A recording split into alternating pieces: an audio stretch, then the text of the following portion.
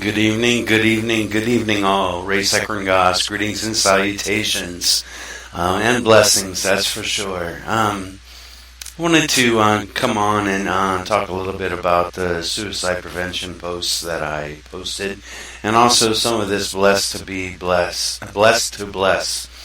in the 30 days of service. But really, it's really about something that I've noticed about awareness and causes, and I'm a big advocate against entities, for example, with hunger or homelessness, where this entity says they fed this many people. This entity says that they fed this many people.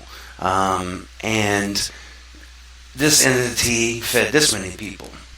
And I kind of use the analogy that take a whole block, right? A whole block of the street, say 50 houses.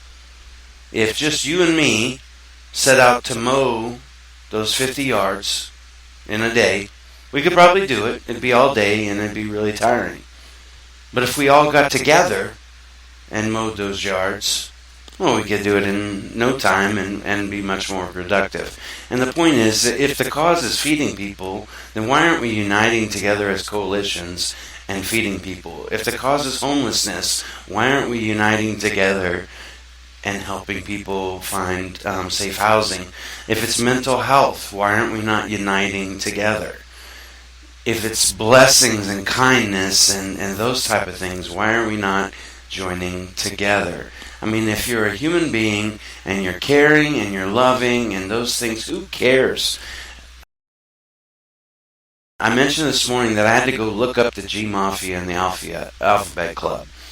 And how ridiculous is that? Is basically they were asking me if I was of the gay persuasion, but I had no clue. They had these code names for them, and I don't. Who do I care what a person's personal choice is? If they're kind and loving and a decent human being, and all. I mean, I don't even have any experience to speak from. If they're contributing to this world and making this world a better place, what business is it of mine? All right? And so, I mean, I saw Drew Brees did a short little video for Bring Your Bible to School Day. And then they went off on him. And I'm like, we've got to stop all this infighting. I mean, we do this to ourselves. Our media, our government, they keep us in discord with each other, our cultures. Tomorrow night, I'm going to have one of the most straightforward activists of this time, in this generation, Keaton Franklin, on the show, making a difference in the lives of others. And I'm going to tell you, he pulls no punches. He's a very kind, compassionate, loving human being. He's a very peaceful human being, but he's also very committed to what he believes in and what he's doing. And that passion is an inspiration. Regardless of the cause, his dedication and passion to it is an inspiration. So, I had that stuff going on. I had a great morning. I went to Books and Breakfast. Dr. Clifford Black was there, and Kedron, and several other people, and several other kids. And I really was intrigued, is because they're teaching these children how to prepare for the ACT and the SAC tests. They're teaching them how to read, and they're teaching them something that they don't teach anymore, and that's how to speak. And when you ask me my name, if I say, my name is Raymond, or do I say, hey, my name is Raymond? You know, how to carry yourself, how people unfortunately judge you in the first minute they meet you. If you talk uneducated, they're going to assume that you're uneducated. I am from Picayune, Mississippi. That's where I spent most of my childhood. And I could talk like I'm from the South and from over yonder, you know. Y'all fixing to go over here because we ain't got nothing going on down this way. I could talk like that. And people ask me, well, you don't sound like you're from South Mississippi. Because I'm educated. When they were going through, as I've gotten into learning about people who don't know how to read, I knew some Spanish, I knew some French. Japanese was in symbols. So I picked up a German book. It's all in German. My name is German, but I am French Canadian by descent. I was adopted. And so I'm trying to find any key word in what I'm reading. I have no clue what it's about. And I'm looking for anything that remotely looks to the language that I know, which is English. I can't find it. So I'm staring at the page and I have no clue what it says. And I became very frustrated because I couldn't find any way to solve this puzzle because I didn't know how to read this language. That really struck home with me with that example. Today I learned the way that I learn. Everyone learns differently. I learned how to say 1, 2, 3 in Japanese. And it was done by imagery. Dr. Black was fantastic with it. And if you want to say 1 in Japanese, all you got to do is itch. If you want to say 2 in Japanese, all you got to do is say ni. And if you want to say 3 in Japanese, all you got to look up to is and say sun. Ich ni san. 1, 2, 3. So now I speak Japanese. Or I speak 1, 2, 3. The point of the matter is people have to get involved. If you want the violence to stop, if you want these things to stop, then we have to get involved at an early age and begin to teach children the things that we have learned as adults. We can't expect that their parents have learned it. How many times have you seen grandmama, the one taking the kids to these classes like I went to this morning and all? Because they had some teachings when we were growing up. They don't have that anymore. All they're trying to do is get them through their dollar. Just like the prison system, basically.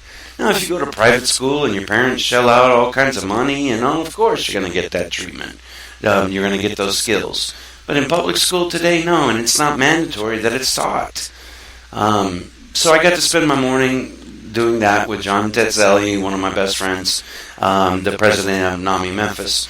And then I got to go see Michael Patrick. I hadn't got to see him in a while. Angel Lindsay has him flipped over backwards, and I've never seen the guy smiling so much. And had a fantastic lunch, chef special. Cooked me up something, chef, and it was the salmon was off the hook. The entire veggie sides were off the hook. It was just a fantastic experience. John had never been. Had the andouille sausage sandwich. I said, man, look, this dude ain't playing, man. If he puts the name andouille on there, it's going to be real andouille sausage. And he was drooling on himself, so I had to keep wiping his mouth with a napkin because he was in hog heaven. Great experience. He's a loving brother. We just met, and kindness. You just know people when you have that common kindred spirit. My mom was on me again today. She says, Raymond, you don't meet a stranger. You talk to everybody. Why do you need to talk to everybody? I said, Mom, it's part of my wellness plan. I'm diagnosed with social phobia. Yes, me. I'm diagnosed with social phobia. I have learned to force myself to speak to everyone that I encounter. It's called recovery. What I used to be doesn't have to be what I am today. That leads us into suicide prevention and what I originally wanted to talk about. It's real cute to put on pins and wear bracelets and post something on social media, but only a portion of the people that do this have been directly affected by whatever cause that they are raising awareness to or they believe in. Then there's another portion that are advocates, and they know the difference between right and wrong, or those are standing up for causes for good or bad, and there are those. And then there are the other people, which please don't be mad at me, but I would say about 50% of the people that when it's Breast Cancer Awareness Month, or these type of things, men, women, it doesn't matter. All of a sudden, they're following along, wear red, but they don't even know anything about breast cancer. They have no clue. Let's look and see. All right, we're going to look together. Daily suicide completion. I typed rate, but the appropriate verbiage is completion. Completion of suicide. The annual age-adjusted rate is 13.42 per 100,000 individuals. That is 123 suicides per day. Men die by suicide 3.53 times more often than women. On average, in the United States, we're not talking about the rest of the world. We're talking about our country. This country. The one that the president of Puerto Rico is in charge of. Yeah, this one. 123 people die each day. You would have thought Robin Williams, Chris Cornell, Chester Benningfield, Steve McNair, Anthony Bourdain, Keith Spade. I'm just thinking of ones that are coming right off the bat to me. Would have had it made, would have had the life of all. But when you live with inner turmoil, you want that pain to stop. I believe if you truly want to make a difference in mental health or awareness to a cause or a difference in all, whether you're an advocate or an activist, you have to be transparent. It's one of the things I love about my buddy Shane Schultz, the founder of the Speaking Loud podcast network. He's not afraid to tell you, I'm having a crap day. My health's bad. I'm not doing good, but I'm committed to you guys, and I'm on here, and I'm not ashamed to show my downside. It's too easy for people to get to spouting things on social media, which can have a fantastic role in life. I mean, it's enabled people to connect that would have never been able to connect before. So it does have its place. But it's also real easy to get offended, just like in a text message or something like that. So what I wanted to say on the suicide prevention is if you really want to do something, go take a QPR class. Learn what question, persuade, and refer mean. That's the only thing you've got to do when you encounter someone that is thinking of completing suicide. That's it. Question them, persuade them towards help, and then refer them. That's it. That's all you can do. You're not a doctor. You're not a psychiatrist. You're not trained in suicide prevention, a licensed counselor, those type of things. That's the part you can do. You can buddy check. I know it started with the military. 22 veterans military people kill themselves each day. Of that 123, 22 of those have some sort of military affiliation. So, what does it cost to go down your phone list? I have 5,000 friends on my Facebook, and that's not a brag. I'm just saying there's 5,000 people. So I choose 3 a day. How you doing? Life treating you all right? Feeling okay? What you up to? What hobby you into these days? I can talk to you in a minute. What does it cost me? 0. Cost me nothing. Cost me nothing. Which leads me into the next thing. If you read Scripture, then you know the Isaiah fast. And I try really hard not to let people without knowledge upset me when it comes to Scripture. Just because you were taught something does not mean that is correct. Right? It also, the way you interpret it does not necessarily mean that is correct. What God has put on a person's spirit may not be the same thing that He's put on your spirit. All right? Accountability partners are very crucial. If you want to live better in faith, then find you someone who's living better in faith and get close to them. If you want to be more financially sound, get next to somebody who's financially sound. If you want to be a better humanitarian, get next to someone who is a better humanitarian. My point is this 30-day fast is not this Old Testament Daniel fast where you don't eat anything and you don't tell anybody. This is like a pay it forward fast. This is showing different ways that you and you and you and me can make a difference in different creative ways.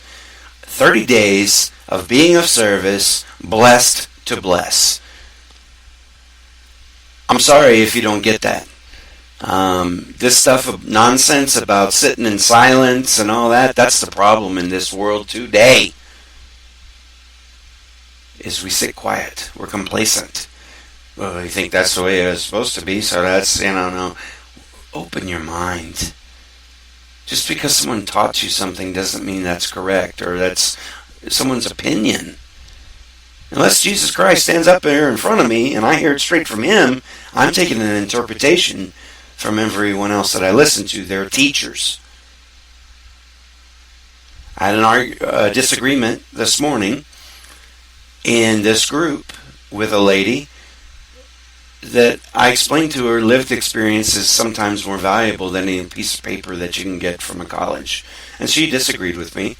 And I gave her an example that just because I have a degree in education does not make me a teacher. I may have the piece of paper that says that I went through the classes and all that, but that doesn't mean I have the skills to be a teacher and to be a good teacher. Also, when you get a diploma, you don't see their grades.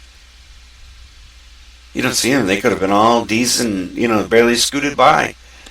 Does that make them a great teacher? No. But does it make them a bad teacher? No. No. I mean, come on, people. I've changed this from Ray Rant as the title. My new name for this content is Oh My Goodness. This is not difficult. I'm watching changes happen in one of the roughest neighborhoods in the United States of America. Amazon's coming in. Hundreds of millions of dollars of projects are coming in. ACE Awareness is coming in to work with the children who are watching all this violence. 50% to 70% of the homicides in Memphis, Tennessee happen in the northern part of I-40, right next to that big pyramid. That's the Bass Pro Shop across the street from St. Jude that we all love. And Le Bonheur Hospital lies the community of Fraser. All right? And it's been left alone and abandoned for a long time. And now what's happening is people like myself are coming in and connecting the dots. They're taking people from over here in East Memphis and they're connecting people over here in North Memphis. And they're getting together and they're starting to make it work. And I promise you, 5 years you won't even recognize that community. It's the first place you see when you come into Memphis, Tennessee, and the last place you see when you leave. And I'll be goodness, man. If you miss out on it, you're going to miss out on one of the greatest blessings of your life. Just like this ACES legislation, the first stone was laid. Now we have a solid foundation. It's passed into law. School districts are held accountable for this now. All right. That obstacle is done. My man, Pastor Charlie Caswell, is up in Baltimore studying high fidelity wraparound services. Here come the walls. Here come the walls, and we're building them strong. Right? It's got a solid foundation. 65 people or organizations involved in this coalition, and it's growing daily. If you looked at the yeas and nays on the legislation that was just signed on Tuesday, yeah. A couple people didn't vote but were present. Less than 10 nays on all of it. The House has about 100 representatives, and it was about that, 90 to 9. The Senate is much smaller. I'm guessing I'd say 20-30. I could be wrong, but it's something like that. 19 to 1. So, I mean, again, it was a landslide. It's not partisan. We're dealing with children. If you're a parent, your children don't know that they're children of a Republican or a Democrat or an independent. They don't know anything about that. And if we can work on this as children, we don't have to deal with people like myself with mental health issues as an adult at such a great risk. Suicide, these type of things. I shared that picture where I set myself on fire. Then I tried to blame it on my girlfriend. Then I went to her job. This was the fourth time in my life that I had tried to complete suicide. And she came out, of course, like any good girlfriend would from work, and it's like, what the heck are you doing here at my job, and what the hell happened to you, and all of that. And so as we're driving back the interstate, she's trying to take me to safety, and I'm jumping out on the interstate. I'm jumping out of the car, and I'm standing in the feeder while cars are doing 70, 80 miles an hour, looking for the right 18-wheeler to jump out in front of. Now, this is before I began recovery. This is before I started taking my mental health medications that I had never taken consistently in my life at all. I wanted to be transparent to show you that I'm not full of shit.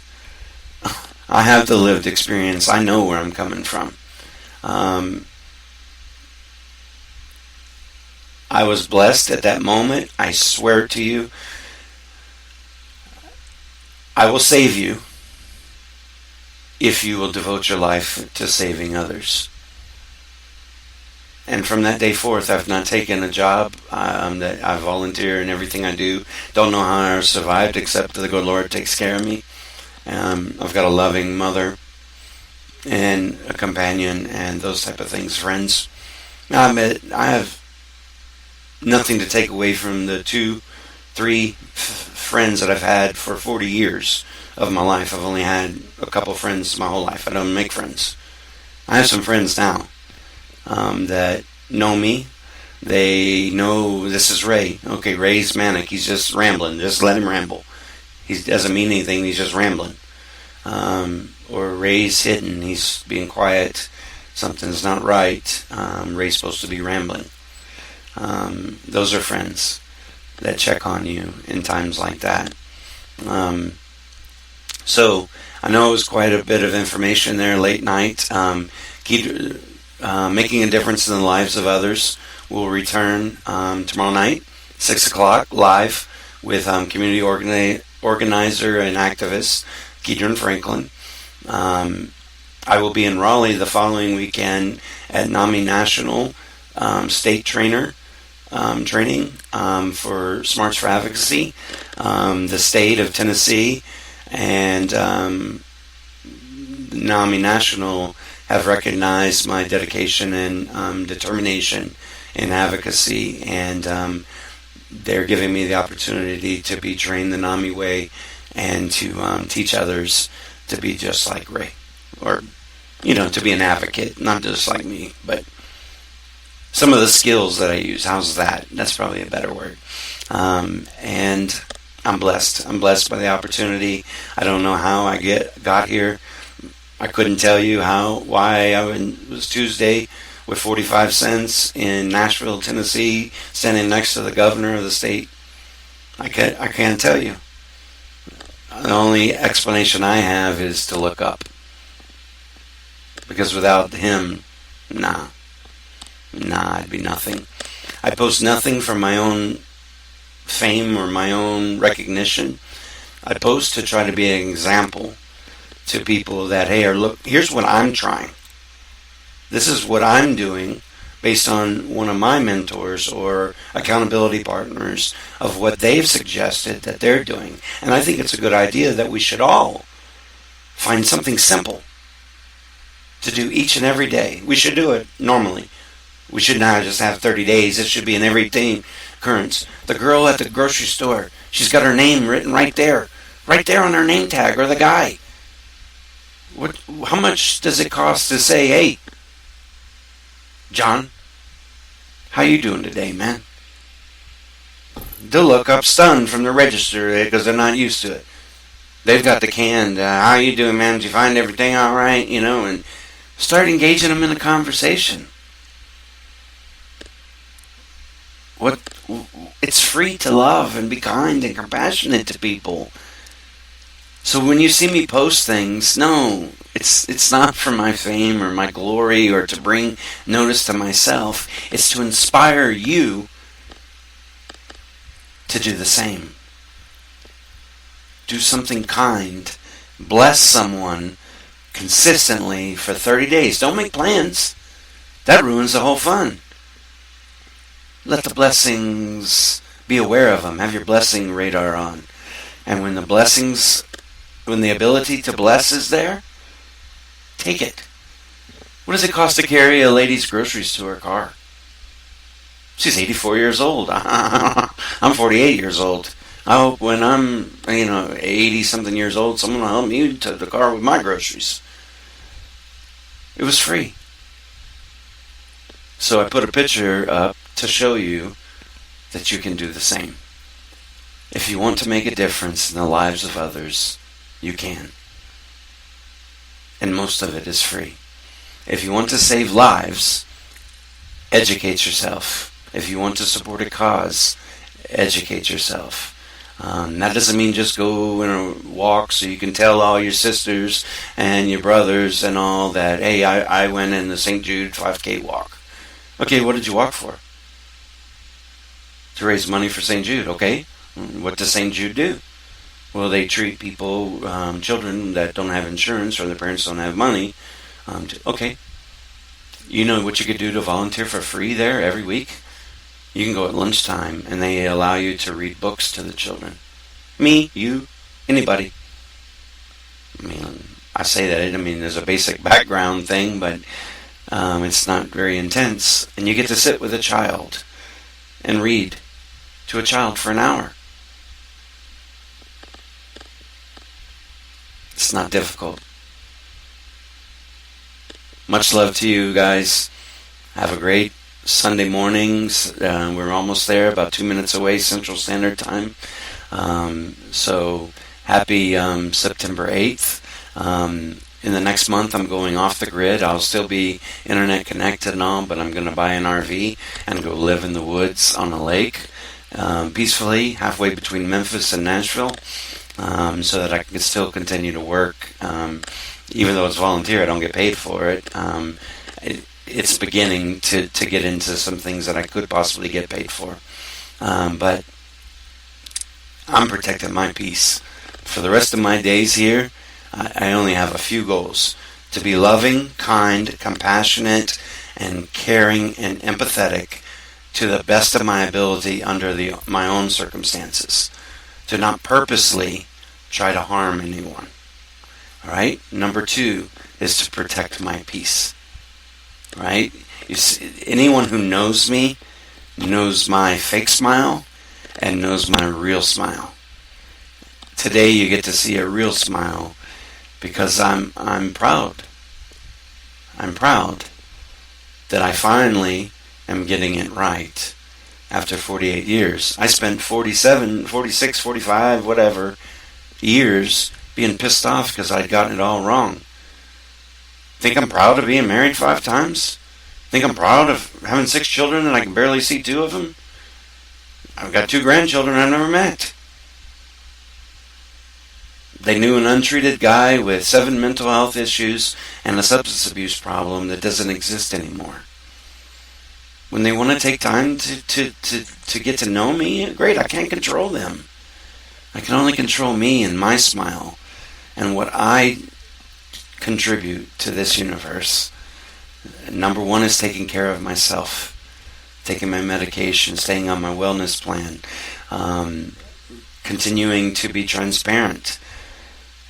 It's easy to see things, but when you hear them from my voice and you hear them from my heart, then you really begin to understand that feeling. So I will shut up because I probably could keep going. Much love. We'll see you tomorrow night, 6 o'clock Central Standard Time for making a difference in the lives of others. And then the following week we'll have a episode of There's Power in Your Testimony. And then I'll be back, hopefully with Reverend Dr. Earl J. Fisher on the following week. The week after, the week of the state conference, Dr. John Paul Tetzelli will be my guest on Sunday, and then the final Sunday of September, if all goes well, Reverend Dr. Earl J. Fisher will be my guest on Making a Difference in the Lives of Others. So there's your itinerary. We'll see you tomorrow night. You don't want to miss it. Kedron is a trip because he's the real deal. If you ever want to interact and listen to a modern day activist, a peaceful activist, he's not afraid to get loud, but he is present for peace. You'll want to catch this one. Y'all have a good night. Much love. Talk to you soon.